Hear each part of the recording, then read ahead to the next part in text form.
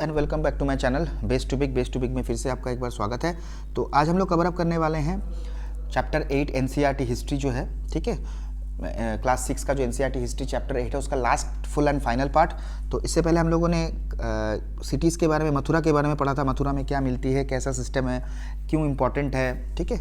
आज हम लोग देखेंगे क्राफ्ट्स एंड क्राफ्ट्स पर्सन। वहाँ पे जो क्राफ्ट्स पर्सन्स थे या फिर जो क्राफ्ट्स मिलती थी, ठीक है, तो वो मतलब क्या क्या थी, क्या था उसमें, मतलब कैसे टाइप के क्राफ्ट्स मिलते थे हमें, ठीक है। मान के मतलब क्राफ्ट्स का हिसाब से मान के चलिए, क्राफ्ट्स मतलब होता है शिल्प, ठीक है, मतलब कोई भी शिल्प जिसको बोलते हैं हिंदी में, अगर आप मान के चलिए शिल्प, ठीक है। ऐसे अगर हम देखें तो क्राफ्ट्स मतलब आपको, क्राफ्ट्स का मतलब है यहाँ पे, ठीक है, शिल्प, ठीक है, मतलब कला या फिर शिल्प, ठीक है, ऐसे शिल्प, ठीक है, ओके। तो चलते हैं। तो देखिए, आर्कोलॉजिस्ट ने क्राफ्ट्स के बारे में भी एविडेंस दिया है, ठीक है। उन्होंने कहा है कि बहुत ही अच्छी जो पोइट्री मिलती थी उस समय पे, मिली थी उनको, हाँ, जैसे फाइन पॉटरी जिसको बोलते हैं, ठीक है। फाइन पॉटरी में आ जाएगा आपका नॉर्दर्न ब्लैक पॉलिश्ड वेयर, याद रखिएगा ये जो हाईलाइटर है आपका, नॉर्दर्न ब्लैक पॉलिश्ड वेयर मतलब NBPW। अब ये है क्या चीज़, ठीक है, इसके बारे में देखेंगे। यहाँ पे देखिए उसके बारे में मेंशन है, ये जो बॉक्स है, बॉक्स में देखेंगे NBPW northern black polished ware is a hard, मतलब wheel made metallic looking ware with a shiny black surface. मतलब ये एक बहुत ही हार्ड व्हील मेड, मतलब जो कुम्हार होता है जो व्हील चलाता है उसमें ये बनाया जाता था, ठीक है। मेटेलिक टाइप का इसका लुक था, मतलब बहुत ही चमकदार, और शाइनी ब्लैक सरफेस था, मतलब जो बाहर का पोर्शन था बहुत ही शाइन करता था, ब्लैक मतलब काले कलर में, ठीक है। ये कैसे बनता था, जो पॉटर था, जो पॉटर बनाता था, इसको बहुत ज़्यादा टेम्परेचर देता था, ठीक है। उसके भट्टे पे, जो भी भट्टे में जो मतलब मिट्टी की चीज़ बना के जिस भट्टे में इसको पकाया जाता है, तो उसमें बहुत ज़्यादा टेम्परेचर रहता था, जिसके कारण इसके आउटर सरफेस में उसमें ब्लैक हो जाती थी और बहुत ही हार्ड हो जाता था, ठीक है ना। उसके ऊपर में एक काला टाइप का स्लिप लगाया जाता था। काला टाइप का स्लिप मतलब कोई पॉलिश्ड टाइप का चीज़, जिससे कि मिरर लाइक शाइनिंग आए उसमें, ठीक है। तो ये एक फाइन ब्लैक कलर का स्लिप लगाया जाता था जिससे मिरर टाइप का फिनिशिंग आए। तो इसी चीज़ को नॉर्दर्न ब्लैक पॉलिश्ड वेयर कहा गया है। अगर आपकी डेफिनेशन आती है what is northern black polished where, तो आप इस पार्ट से लेके इस पार्ट को मेंशन कर देंगे, ठीक है। चलते हैं, ठीक है। और कुछ भी और बाकी और भी है। ये कहाँ पे मिलता था जनरली, कहाँ पे मिलता था, नॉर्दर्न पार्ट में, ठीक है। नॉर्दर्न पार्ट आपको पता है कहाँ पे, जो ये दिल्ली वगैरह इस साइड में अपर पार्ट नॉर्दर्न है, यहाँ पे साउथ है, ये ईस्ट है, ये वेस्ट है। तो इस पार्ट में, नॉर्दर्न पार्ट में बेसिकली जगह पे मिलता था। मैप में थोड़ा सा देख लीजिएगा, आइडिया मिल जाएगा। ये यूपी थोड़ा सा मान के चलिए, UP portion, Delhi portion, Gujarat वगैरह इस टाइप में पोर्शन में थोड़ा सा मिल जाता था, है ना। चलते थे, ठीक है, चलते हैं आगे। तो आर्कियोलॉजिस्ट ने बताया कि ये ज़्यादा देर तक सर्वाइव नहीं कर पाए, कि पता ही है आपको कि मिट्टी की चीज़ें हैं तो कभी ना कभी तो ये एग्जॉस्ट, मतलब ये हो जाएंगी, मिट्टी के साथ मिल ही जाएंगी, ठीक है। तो और भी कुछ चीज़ थी, ठीक है। हमको ये मालूम चलता था कि क्लॉथ भी मैन्युफैक्चर होते थे उस समय पे, बहुत इंपॉर्टेंट उस समय पे माना जाता था क्लॉथ को, ठीक है। कुछ अच्छे अच्छे सेंटर्स भी थे जहाँ पे क्लॉथ प्रोडक्शन होता था, जैसे वाराणसी में है, नॉर्थ में वाराणसी यूपी में है, मदुरई पता है साउथ में है, ठीक है। और इनमें, इन जो फैक्ट्रीज में है ना, इन जगहों पे वुमेन और मेन दोनों काम करते थे, ठीक है। और ये जो बहुत सारे क्राफ्ट्स पर्सन्स एंड मर्चेंट्स मिलके ना एक एसोसिएशन उन्होंने फॉर्म किया था। जैसे जो भी है क्लॉथ मैन्युफैक्चरिंग के जो भी क्राफ्ट्स पर्सन है, जो भी क्लॉथ मैन्युफैक्चर करते हैं उनके क्राफ्ट्स पर्सन, मतलब जो भी काम करते हैं, ठीक है, क्राफ्ट्स पर्सन जो भी हैं, तो वो जो काम करते हैं वो उन्होंने, और जो वर्कर्स हैं, ठीक है, मर्चेंट्स हैं, या फिर जो वर्कर्स मतलब क्राफ्ट्स पर्सन हो गए, और जो मर्चेंट्स हैं जो मतलब ठेकेदार या फिर जो भी खरीदते थे इनको, जो व्यावसायिक जो होते हैं बिजनेसमैन्स, तो वो दोनों ने मिलके इन्होंने एक ऑर्गेनाइजेशन बनाया था। इन ऑर्गेनाइजेशन का नाम था श्रेणीज, इसको कहा जाता है श्रेणीज, ठीक है, श्रेणीज। देखिए ये श्रेणीज का काम क्या था, ये श्रेणीज का काम क्या था, ट्रेनिंग प्रोवाइड करना, रॉ मटेरियल प्रोक्योर करना, ठीक है। रॉ मटेरियल को मतलब प्रोक्योर मतलब आप समझ रहे हैं, प्रोक्योर मतलब आपका जो कि है वसूली करना, ठीक है। रॉ मटेरियल के लिए, रॉ मटेरियल वसूली करना, मतलब समझ लो वसूली तो नहीं, खैर वो मार धाड़ वाला वसूली नहीं, मतलब इकट्ठा करना, रॉ मटेरियल जो भी कपड़े बनाने के लिए चाहिए होंगे उनको इकट्ठा करना, ठीक है। ट्रेनिंग प्रोवाइड करना, ठीक है। और जो फिनिश्ड प्रोडक्ट था उसको डिस्ट्रीब्यूट करना, मतलब जगह जगह पे जहाँ पे ज़रूरत हो, जैसे इस जगह पे ज़रूरत है, इस सिटी में है, उस सिटी में, तो ऐसे डिस्ट्रीब्यूट करना। जैसे हमारे पास में आजकल होते हैं वर्कर ठीक है, बिजनेसमैन, होलसेलर या फिर रिटेलर, तो इस हिसाब से वो काम करते थे। तो ये देखिए इस चीज़ों को तीनों को मिला के ग्रुप फॉर्मेशन हुई थी जिसका नाम श्रेणीज कहा जाता है, श्रेणीज। ठीक है, तो ये श्रेणीज जो थे, श्रेणीज ऑफ मर्चेंट्स, ये जो मर्चेंट थे ट्रेड ऑर्गेनाइज करते थे, जैसे मैंने बताया आपको, है ना, फिनिश प्रोडक्ट्स देते थे। श्रेणीज लोग जो थे ये बैंक का काम भी करते थे आपस में, ठीक है, जिसमें मैन एंड वोमेन दोनों डिपॉजिट करते थे मनी को, ठीक है, और ये मनी इन्वेस्ट होती थी बिजनेस में, और जो पार्ट ऑफ इंटरेस्ट होता था वो रिटर्न मिलता था, जो जिसने भी पैसा लगाया होता था या फिर बैंक में डिपॉजिट, बैंक के हिसाब से जिन्होंने डिपॉजिट किया था बैंकों में या फिर मतलब उस ग्रुप में डिपॉजिट किया था, उस ग्रुप से जितने भी मतलब इन्वेस्टमेंट किया उन्होंने, फिर वो काम पे लगा, काम करने के बाद जो इंटरेस्ट मिलता था सब में बांटते थे। ठीक है, और कहा जाता है कि ये जो कुछ पार्ट उसी इंटरेस्ट में से वो रिलीजियस इंस्टीट्यूशन को, रिलीजियस इंस्टीट्यूशन जैसे कि मोनास्ट्रीज है उनके सपोर्ट में लगाते थे, मतलब उन पे उनके डेवलपमेंट में या फिर खाने पीने के सामानों में, है ना, थोड़ा हेल्प करते थे। समझ लो समझ लो 4 बंदों ने, 4 पीपल, 3 2 1, ये 4 पीपल ने सबने इन्वेस्ट किया 50 रुपीज़ करके, 50 इसके, 50 इसके, 50 इसके और 50 इसके, सबके 50-50 रुपये, 200 रुपये टोटल इन्वेस्टमेंट हो गया। ठीक है, श्रेणीज में। अब इन्होंने इसमें क्या किया, पूरा इन्वेस्टमेंट किया, इसमें से सबके पास में 100 रुपये आए, तो समझ लो सबके पास 100 रुपये आए, तो मतलब तो 50-50 का सबका प्रॉफिट हो गया, इसका भी 100 हो गया, इसका भी 100 हो गया, इसका भी 100 हो गया, तो 50 रुपये इन्वेस्टमेंट, 50-50 प्रॉफिट, तो 50-50 सबका प्रॉफिट हुआ। उसमें से ये समझ लो कोई 10 रुपये, कोई 15 रुपये मोनेस्ट्रीज के काम में या फिर रिलीजियस इंस्टीट्यूशन को सपोर्ट करने के लिए दे देते थे। ठीक है, तो ये है कहानी, है ना, ऐसे करके काम बनता था वहाँ पे। ठीक है, अब देखिए कुछ कुछ है ना स्पिनिंग और वीविंग के कुछ रूल्स एंड रेगुलेशंस थे।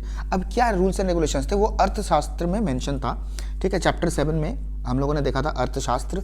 ठीक है, मतलब इकोनॉमिक टाइम्स जिसको बोल सकते हैं आप, इकोनॉमी डिपेंड करता है, अर्थशास्त्र मतलब होता है बेसिकली इकोनॉमी होता है। ठीक है ना, तो वहाँ पे रूल ये था कि देखिए फर्स्ट रूल है widows young women who are differently abled.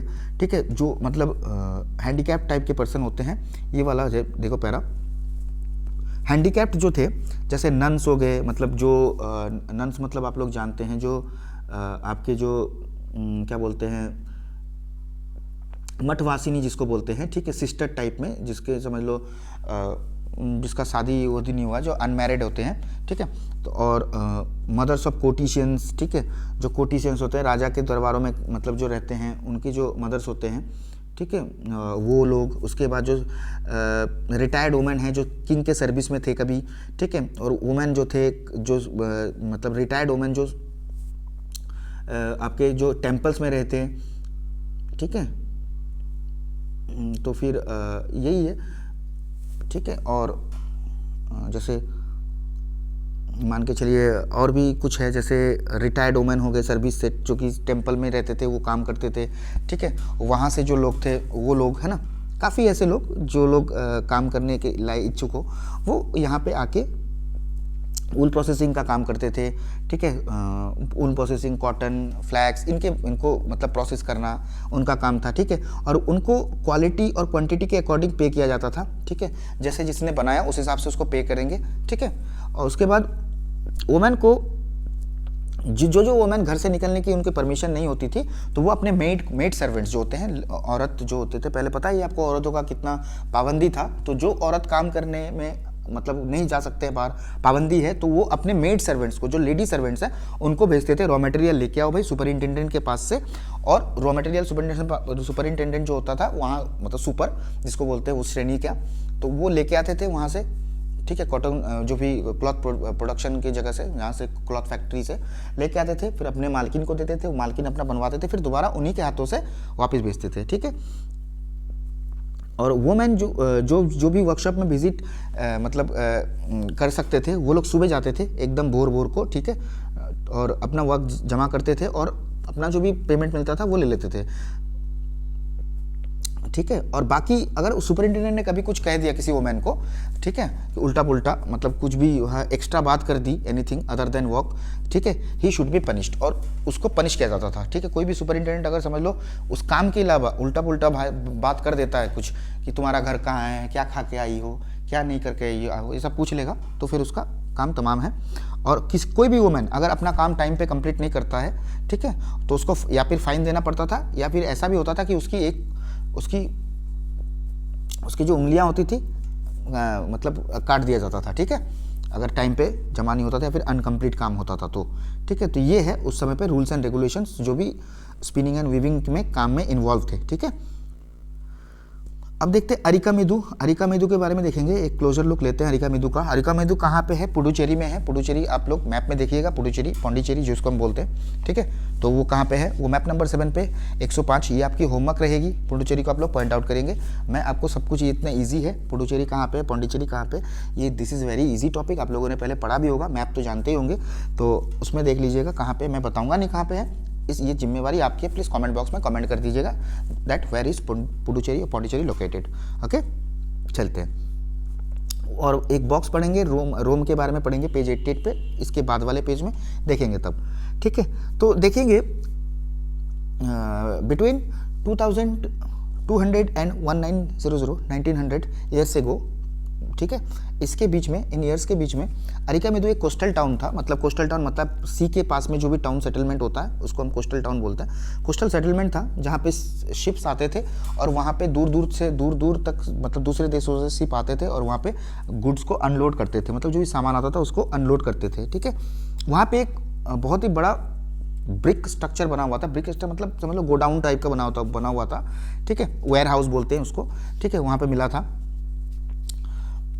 और भी बहुत सारे पॉटरी थी, ठीक है, मेडिटेरेनियन रीजन से आई थी जो भी पॉटरी थी, मतलब एकदम हाई फाई लेवल की, समझ लो। मेडिटेरेनियन रीजन पता है जहाँ पे अंगूर वगैरह लगते हैं ज़्यादातर, मेडिटेरेनियन रीजन, ठीक है। तो वहाँ पे एम्फोरे जैसे कुछ फाइन पॉटरी जो मेडिटेरेनियन रीजन से आती थी उसको बोलते हैं एम्फोरे। एम्फोरे होता कैसा है?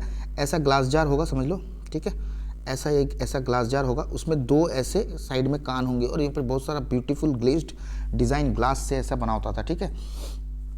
तो इसको बोलते हैं हम लोग, ठीक है, एम्फोरे।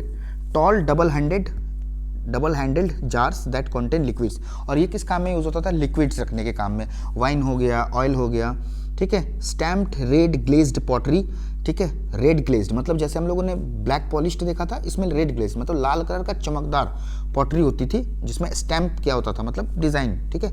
इसको हम लोग बोलते हैं क्या? एरेटिन वेयर बोलते हैं, एरेटिन वेयर, ठीक है।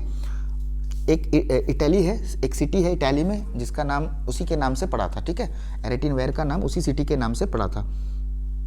इसको बनाया कैसे जाता था?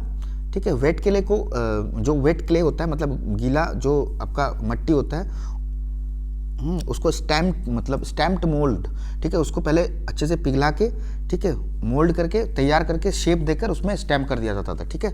शेप दे देते थे उसको, मतलब शेप देके जैसे ही हमारा जो भी हम लोग जैसे हमारे जो पॉटर्स है वो लोग करते हैं, अच्छे से शेप देके मोल्ड करके उसको डिज़ाइनफुली अच्छे से शेप के हिसाब से डाल के तो उसमें स्टैम्प कर दिया जाता था। तो ठीक है, यही है रीज़न, ये ऐसे बनता था, ठीक है।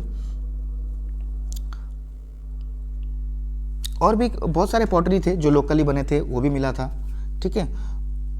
उसमें रोमन डिज़ाइंस यूज़ होती थी, ठीक है, रोमन लैम्प्स, वो भी जैसे कि है रोमन लैम्प्स हो गया, ग्लासवेयर हो गया, जेम्स हो गया, ठीक है, वो भी इस साइड से बरामद हुई थी, ठीक है।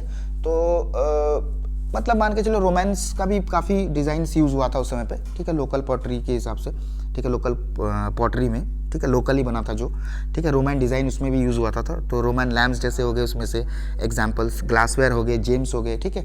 तो ये रोमन डिज़ाइंस इसमें लोकली, और भी बहुत सारे पॉटरी थी जिसमें रोमन डिज़ाइन यूज़ हुए थे, ठीक है ना। और आइटम था रोमन लैम्प्स, ग्लासवेयर, जेम्स, और भी बहुत सारी चीज़ थी जो कि मिली थी वहाँ पे, ठीक है। तो और कुछ स्मॉल टैंक्स भी मिले थे, और तो इस टैंक्स में क्या मिला था, ठीक है, डाइंग वैट्स मिले थे। डाइंग वैट मतलब जो डाइंग वैट्स मतलब होता है जो भी लिक्विड टाइप का चीज़ होता है जो क्लॉथ डाई करने के काम में आता हो, ठीक है, कलर करने के काम आता है, डाई जिसको बोलते हैं। मतलब एक हिसाब से मान के चलो, मतलब जैसे हम लोग डाई करते हैं ना, बालों को डाई करते हैं कि डाई करना है बालों को, कि बालों को अपने उस हिसाब से मतलब ये करना होता है, मतलब कड़कदार बनाना होता है, ठीक है, रंग करना है ना, तो इसी का बोलते हैं, ठीक है। तो डाई करना मतलब इसी को बोलते हैं डाई। तो वो स्मॉल टैंक्स थी, छोटे छोटे टैंक्स थे, तो डाई के सामान उसमें डाई वैट्स आते थे, डाइंग वैट्स मतलब लिक्विड टाइप का चीज़ होता था, ठीक है। तो उसी चीज़ को यूज़ करते थे, डाइंग मतलब रहता था जो कि डाई करने के, क्लॉथ को रंगीन करने के काम में आता था। और भी बहुत सारे एविडेंस मिले जिससे हमें पता चलता है कि वहाँ पे प्रेशियस स्टोन्स और ग्लास से बीड्स बनाए जाते थे, ठीक है, बीड्स मतलब मोती, ठीक है, और भी मतलब वहाँ पे ऐसे सेमी प्रेशियस स्टोन भी रहे होंगे, मतलब मान के चलिए लाल कलर के स्टोन्स, ग्रीन कलर के stones, beautiful different type of stones और ग्लास, जिससे मतलब पता चलता है कि उस समय पे वो चीज़ बीड्स बनाने के काम में आई हो। तो बीड्स मतलब मान के चलो मोती टाइप का चीज़ है जो वो काम में आया हो, ठीक है। तो देखते हैं यहाँ पे एक स्क्रिप्ट दिखाया गया है, ये तमिल ब्राह्मी इंस्क्रिप्शंस है, ठीक है, ब्राह्मी इंस्क्रिप्शंस यहाँ पे देखने को मिलेगा आपको, जो तमिल लिखने के काम में आता है, ठीक है, इंस्क्रिप्शंस है ये, मतलब ठीक है। तो पॉटरी में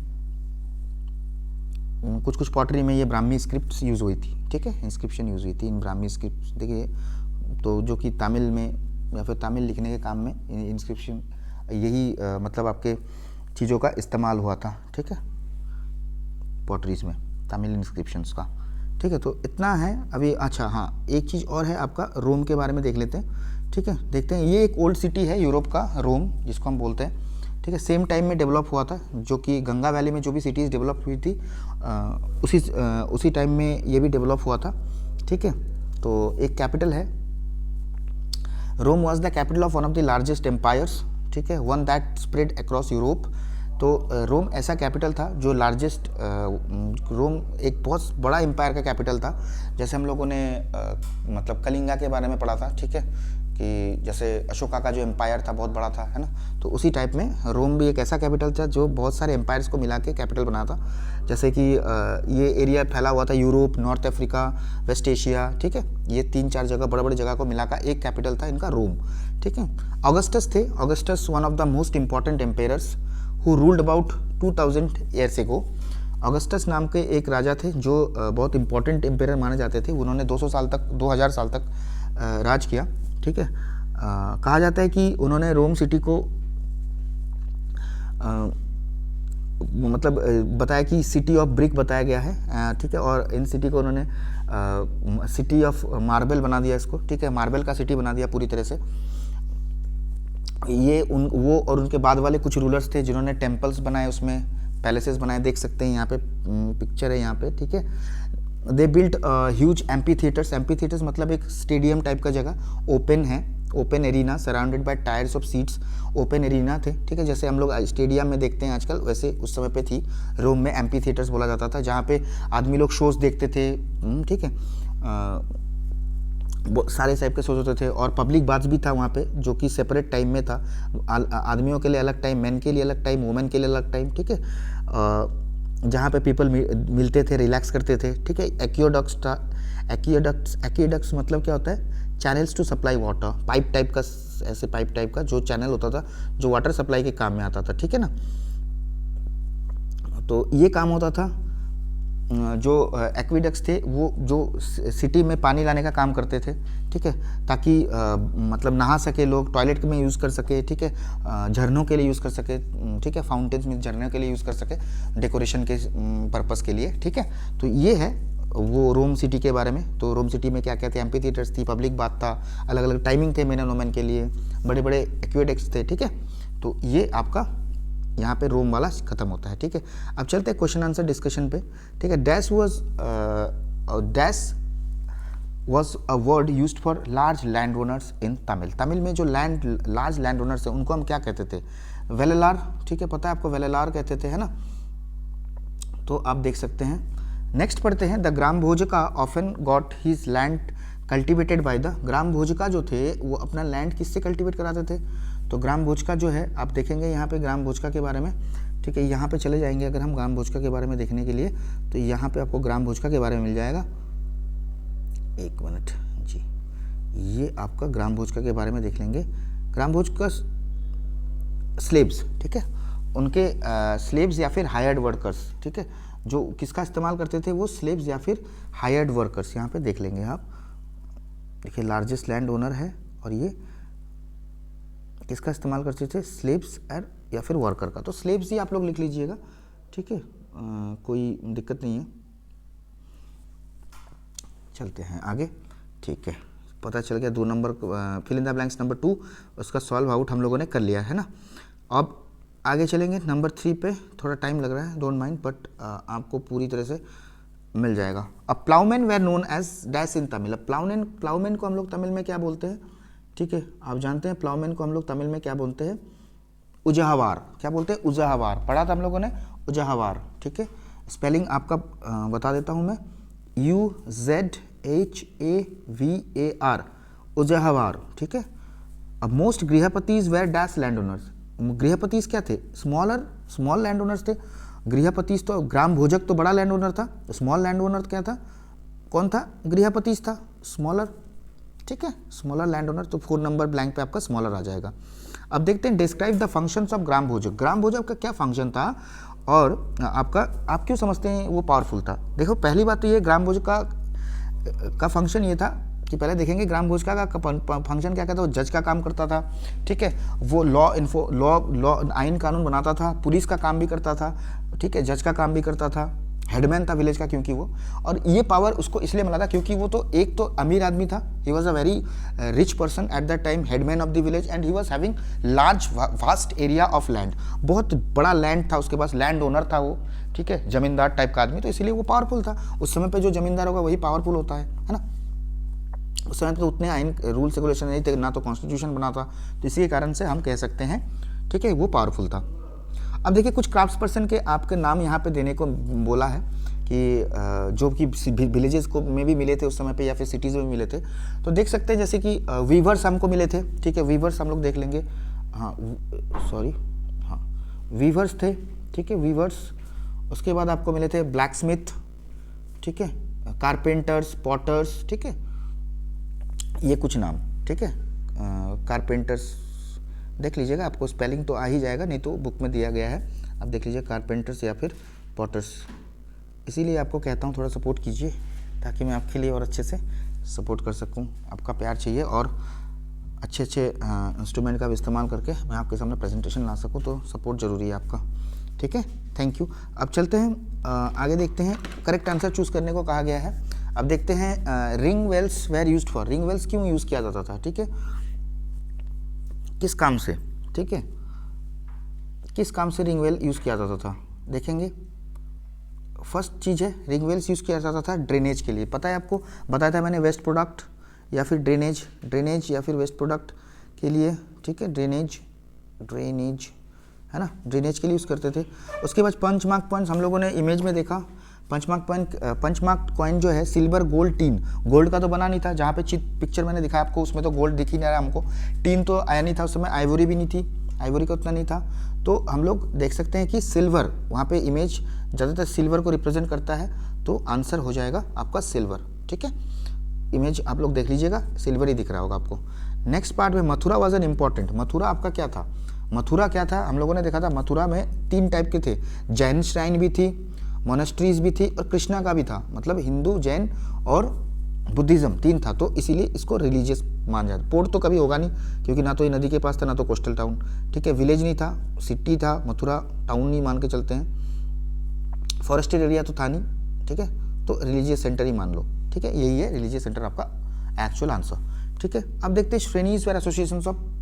श्रेणीज किसकी एसोसिएशंस थी, श्रेणीज थी क्राफ्ट्स पर्सन की, सब दो मतलब मैन्युफैक्चरर और रिटेलर मिलके, मतलब क्राफ्ट्स पर्सन लोग थे जो भी मतलब आपके हैं मर्चेंट्स और क्राफ्ट्समैन मिलके इन्होंने श्रेणीज बनाया था। तो यहाँ पे देख लीजिएगा कि मर्चेंट्स और क्राफ्ट्स पर्सन मिलके बनाया था, तो मर्चेंट का नाम है नहीं, तो ओनली क्राफ्ट्स पर्सन का नाम है, तो ये सारे एलिमिनेट हो जाते हैं, तो बचता है क्राफ्ट्स पर्सन, तो crafts person you will be your right answer, okay. So hope that you have like, hope that you like this video, ठीक है, बहुत मेहनत की है तो थोड़ा लाइक जरूर कर दीजिएगा और कमेंट कीजिए, शेयर कीजिए अपने दोस्तों के साथ में, चैनल को जरूर सब्सक्राइब करिए, ठीक है, और keep supporting us, keep supporting me. तो आज के लिए इतना ही, ठीक है, बाकी ये क्वेश्चन आपके थिंकिंग स्किल्स पर डिस्कशन के टाइप में है, तो देखेंगे, ये ज़्यादा इंपॉर्टेंट है नहीं वैसे, पर आप लोग देख सकते हैं, मैंने जितना बताया इसी में से आपका आंसर मैच हो जाएगा मैक्सिमम, और बाकी जो भी क्वेश्चन इसमें बनेंगे मैं सीरीज़ कंप्लीट करने के बाद में आपको PDF प्रोवाइड कर दूंगा, उसमें पॉसिबल क्वेश्चन्स आपको मिल जाएंगे, ठीक है, और आशा है कि वीडियो आपको पसंद आया होगा, तो प्लीज़ जैसे कि मैंने बोला like share and subscribe, and hope that you should like, I am doing hard work for you, okay, सो आज के लिए इतना ही। इसी के साथ हमारा चैप्टर 8 जो NCERT क्लास 6, ठीक है, हिस्ट्री, उसका ख़त्म होता है चैप्टर 8। हम लोग आगे की चैप्टर्स में चैप्टर 9 वगैरह जो भी हैं उसमें कुषाण उगान वगैरह के बारे में पढ़ेंगे, ठीक है। Till then have a nice day, bye bye, thank you, take care.